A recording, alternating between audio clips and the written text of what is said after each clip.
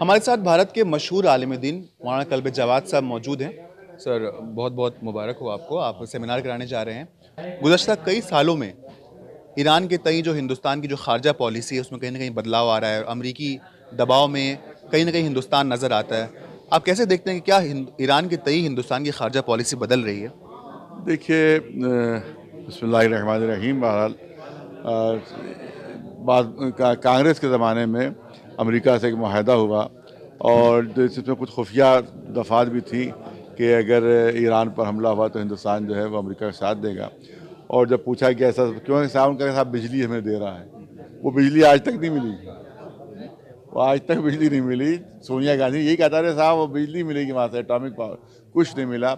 लेकिन ये क्यों इन्होंने वहाँ अब खुद जाके सोनिया गांधी जी से मिले, उन्होंने कहा आपने क्यों ईरान के खिलाफ वोट दिया, अमेरिका के खिलाफ क्यों वोट दिया, क्योंकि अमेरिका हमेशा उसने दुश्मनी की है और ईरान ने हमेशा आपका साथ दिया। तो क्या तो लगता इस है कि बात को जब बीजेपी माना, हुकूमत भी कहीं ना कहीं उसी तर्ज पर चल रही है? नहीं, बीजेपी में ज़्यादा फ़र्क आया है, हम समझ रहे हैं।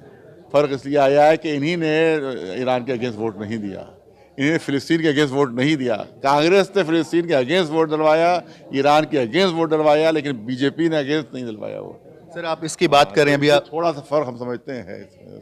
अभी आपने जिक्र किया था फिलिस्तीन के ताल्लुक से, हाँ। तो अभी देखने को मिला है कि नरेंद्र मोदी के दौरे हुकूमत में तकरीबन 2 बार इसराइली वज़ीर आज़म ने हिंदुस्तान में दौरा करने वाले हैं। अभी इस बार भी तो दूसरी बार होगा वो दौरा। तो इसराइल के तई कहीं ना कहीं एक क़ुर्बत बढ़ रही है भारत की। नहीं, देखिए, इसराइल से हमेशा अगर वहाँ के कांग्रेस के ज़माने से भी, कांग्रेस के ज़माने ही में सफारत खाना खुला है, बीजेपी के ज़माने में नहीं खुला है। कांग्रेस के ज़माने में इसराइल के सफारत खाना खुला है यहाँ के ऊपर। और जो कमांडोज वहाँ से आते हैं सिखाने के लिए, ये कांग्रेस के ज़माने से आते हैं, ये बीजेपी के ज़माने से नहीं आ रहे हैं। और आप जब यहाँ यूपी में गवर्नमेंट हुई सपा की, तो शिवपाल जी जो थे सबसे पहली शख्सियत थे जो जाके मिलने गए थे वहाँ इसराइल दौरा किया था उन्होंने।